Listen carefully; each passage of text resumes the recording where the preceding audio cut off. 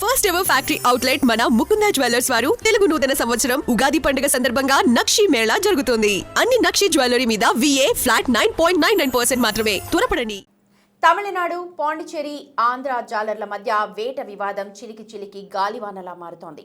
దశాబ్దాల కాలంగా కొనసాగుతోన్న సరిహద్దు అక్రమ చేపల వేట వివాదంతో ఏపీ మత్స్యకారులు నిర్బంధించిన బోట్లు మాయమవడం ఇప్పుడు ఉద్రిక్త పరిస్థితులకు దారితీస్తోంది. మత్స్యకారుల బోట్లు మాయం ప్రస్తుతం పొలిటికల్ టర్న్ తీసుకుంది. బోట్లు అదృశ్యం వ్యవహారంలో రాష్ట్ర ప్రభుత్వం పాత్ర ఉంది అంటూ వైసీపీ విమర్శలు, మత్స్యకారులతో సమీక్షా సమావేశాలు ఇలా వరుస సంఘటనలు చోటు చేసుకుండడంతో మత్స్యకార గ్రామాల్లో వారి ఆచారం ప్రకారం దురాయి కొనసాగుతోంది. దీంతో బోట్ల వివాదం రాష్ట్ర వ్యాప్తంగా ఉత్కంఠభరితంగా మారుతోంది.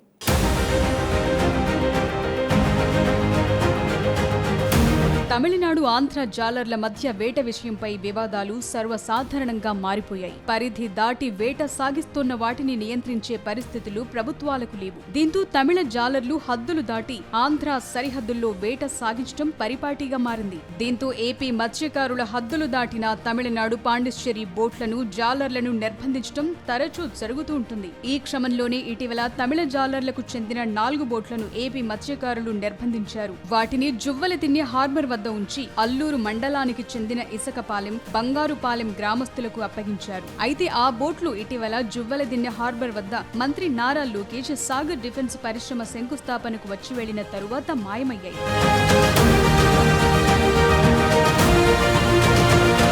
కొందరు జాలర్ల సహకారంతోనే బోట్లు అదృశ్యమయ్యాయని భావించిన కాపులు వారిని నిర్బంధించి దురాయి కూడా విధించినట్లు సమాచారం.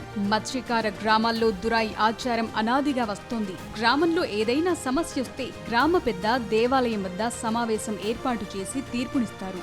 ఆ తీర్పును ప్రతి ఒక్కరూ శిరస వహించాల్సిందే. ఎవరైనా అతిక్రమిస్తే వారిని ఊరి నుంచి వెలివేస్తారు.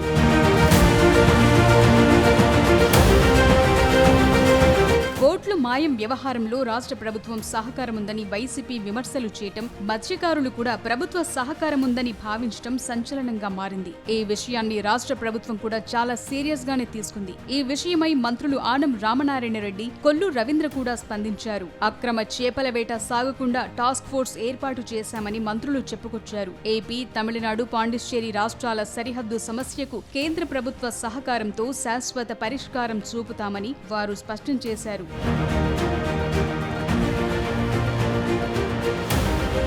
అయితే ఈ వ్యవహారంలో ఘటన స్థలానికి వెళ్లి చర్చలు జరిపేందుకు పోలీసులు ప్రయత్నాలు ముమ్మరం చేశారు. బోట్ల అదృశ్యానికి కారణం రాష్ట్ర ప్రభుత్వమని వైసీపీ విమర్శిస్తుండగా మాజీ ఎంపీ బీదా మస్తాన్ రావు ప్రమేయముందంటూ మత్స్యకార కుటుంబాలు ఆరోపిస్తున్నాయి. ఇదే విషయాన్ని విచారణకొచ్చిన పోలీసులతో కూడా మత్స్యకారులు పేర్కొన్నట్లు టాక్. బోట్లు విడుదల చేయాలని స్వయంగా వచ్చి చర్చలు జరిపి ఉంటే వాటిని తాము విడుదల చేసేవాళ్లం కదా అని మత్స్యకారులు స్పష్టం చేశారట.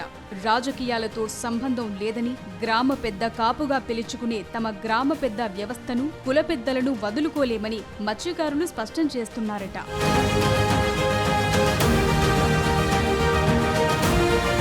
ఈ వ్యవహారంపై ఏప్రిల్ 1, 2 తేదీల్లో మత్స్యకార గ్రామాల కాపు పెద్దలు సమావేశమయ్యేందుకు సన్నాహాలు చేస్తున్నట్లు తెలుస్తోంది. దీంతో బోట్ల వ్యవహారం రాష్ట్ర ప్రభుత్వానికి తాకుంది. బోట్లు తీసుకువెళ్లేందుకు రాష్ట్ర ప్రభుత్వం సహకరించిందని వైసీపీ విమర్శలు చేస్తోంది. బీదా మస్తాన్ రావు ఈ వ్యవహారంలో కీలక పాత్ర పోషించినట్లు మత్స్యకారులు గట్టిగా నమ్ముతున్నారట. 8 నెలలుగా జువ్వలదిన్నె హార్బర్లో ఈ బోట్లు నిర్బంధించున్నాయి. బీదా మస్తాన్ రావు లబ్ధి కోసమే బోట్లను ఇక్కడి నుంచి మిస్ చేసినట్లు వైసీపీ నేతలు పేర్కొంటున్నారు. మార్చి 17 అర్ధరాత్రి ఈ బోట్లు మిస్ అయినట్లు తెలుస్తోంది. సాగర్ డిఫెన్స్ పరిశ్రమకు శంకుస్థాపన కోసం మంత్రి లోకేష్ వచ్చినప్పుడే ఘటన జరిగినట్లు వైసీపీ విమర్శలు గుప్పిస్తోంది. అందులో ప్రభుత్వ ప్రమేయముందని మాజీ మంత్రి కాకాణి గోవర్ధన్ రెడ్డి ఆరోపిస్తున్నారు. కూటమి ప్రభుత్వం అధికారంలోకి వచ్చిన తర్వాత మత్స్యకారుల పట్ల ఎంత అమానుషంగా వ్యవహరిస్తుందనేటువంటిది మనందరం అర్థం చేసుకోగలం. అందులో భాగంగా ఈరోజు మత్స్యకారులు ప్రాణాలకు తెగించి ఇతర ప్రాంతాల నుంచి వచ్చి మన మత్స్య సంపదను దోచుకుని వెళుతున్నటువంటి బోట్లను వాళ్ళని జారలతో సహా బంధించి ఆ బోట్లను తీసుకొచ్చి ఇక్కడ మన దగ్గర నిలుపుదల చేసి మన ఆధీనంలోనే ఉంచుకోవడం జరిగింది.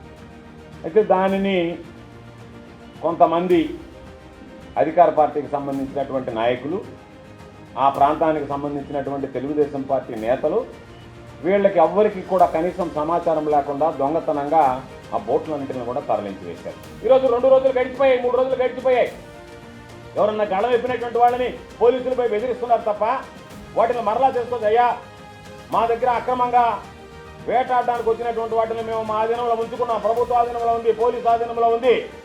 అటువంటి వాటిని మీరు దొంగతనంగా తీసుకొచ్చారు కాబట్టి తీసుకువెళ్ళినటువంటి వ్యక్తుల్ని, దాని వెనక ఉన్నటువంటి వ్యక్తుల్ని, సహకరించినటువంటి వ్యక్తుల్ని అందరినీ కూడా జైలుకు పంపించి ఆ బోట్లు తీసుకొచ్చి అక్కడ పెట్టి, ఇదిగో మీరు పట్టించినటువంటి బోట్లను మరలా ఇక్కడ తీసుకొచ్చి పెట్టామని చెప్పి చెప్పాల్సినటువంటి ప్రభుత్వం ఆ దిశగా ఆలోచన చేయడం లేదు. ఇది దుర్మార్గం అనేటువంటి విషయం అని చెప్పి తెలియజేస్తుంది. అయితే బోట్లు తప్పించేందుకు అల్లూరు మండలం ఇసుకపాలెం, బంగారుపాలెం గ్రామస్తుల సహకారం ఉందని ఇప్పటికే 6గురిని మత్స్యకారులు నిర్బంధించారు. ఈ విషయంపై అధికారులతో మంత్రుల బృందం సమీక్షా సమావేశం కూడా నిర్వహించింది.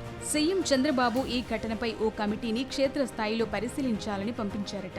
మంత్రులు ఆనం, ఫరూక్, కొల్లు రవీంద్ర, ఎమ్మెల్యే కొండబాబు, మాజీ మంత్రి మోపిదేవి వెంకటరమణాలతో కలిసి అధికారులు, ఎమ్మెల్యేలతో కూడా సమావేశం నిర్వహించారు.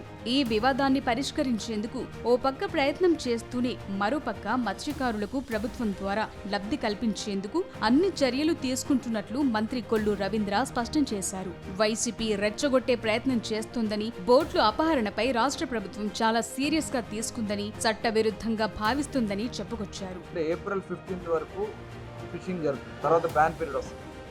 కాబట్టి 15 లోపు ప్రెజెంట్ ఉన్నటువంటి సిచ్యువేషన్లో ఆ తమిళనాడు బోర్డు రాకుండా ఆపడానికి కావాల్సినటువంటి కార్యక్రమాలు చర్యలు తీసుకోవడం జరుగుతుంది.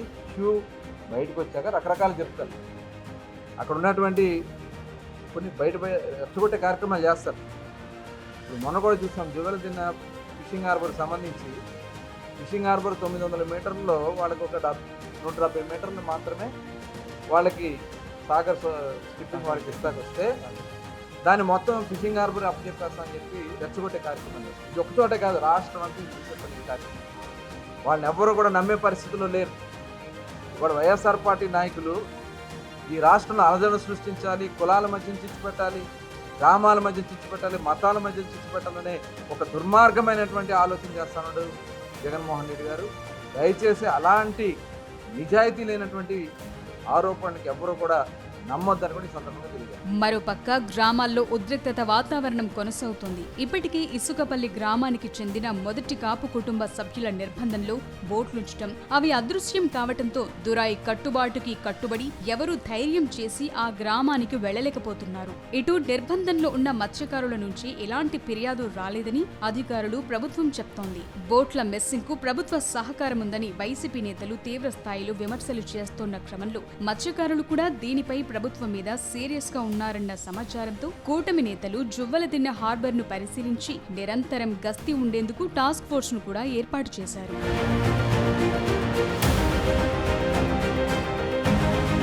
వెంటనే మంత్రులు మత్స్యకారులతో సమావేశమై జువ్వలదిన్నెలో బోట్లు మిస్ అవటాన్ని ప్రభుత్వం సీరియస్ గా తీసుకుందని, తమిళనాడు మత్స్యకారుల వల్ల స్థానిక మత్స్యకారులు ఎదుర్కొంటున్న ఇబ్బందులపై అనేక సార్లు మాట్లాడామని చెప్పుకొచ్చారు. అంతేకాకుండా కూటమి ప్రభుత్వం మత్స్యకారుల పక్షాన ఎప్పుడూ నిబద్ధతతో ఉంటుందని స్పష్టం చేశారు. ఇటు వైసీపీ రెచ్చగొట్టే ప్రయత్నం చేస్తోందని, రాష్ట్రంలో అలజడులు సృష్టించే ప్రయత్నాలు వైసీపీ చేస్తోందని, జువ్వలదిన్నె ప్రైవేటీకరణ అంటూ వైసీపీ హడావిడి చేస్తోందని వారి విమర్శలను తిప్పికొట్టే ప్రయత్నం చేస్తున్నారు కూటమి నేతలు.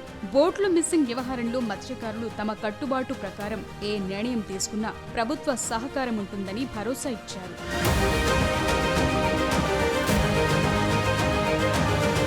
ఆ క్రమంలో ఏప్రిల్ 1న జరిగే మత్స్యకారుల సమావేశంలో ఎలాంటి నిర్ణయాలు తీసుకుంటారన్నది ఉత్కంఠ రేపుతోంది. ఇప్పటికే బోట్లను తప్పించేందుకు అల్లూరు మండలం ఇసుకపాలెం, బంగారుపాలెం గ్రామస్తుల సహకారం ఉంటుందని 6గురిని నిర్బంధించి దురాయి వేయటంతో ఏప్రిల్ 1న జరిగే సమావేశంలో ఇసుకపల్లి గ్రామాన్ని బహిష్కరిస్తారా, మొదటి కాపు కుటుంబ సభ్యులను బహిష్కరిస్తారా, లేక బోట్లు మిస్ అవ్వడానికి ప్రభుత్వ సహకారం ఉందని భావిస్తున్న మత్స్యకార కాపులు ప్రభుత్వం నుంచి నష్టపరిహారాన్ని కోరతారా అన్నది చర్చనీయాంశంగా మారింది.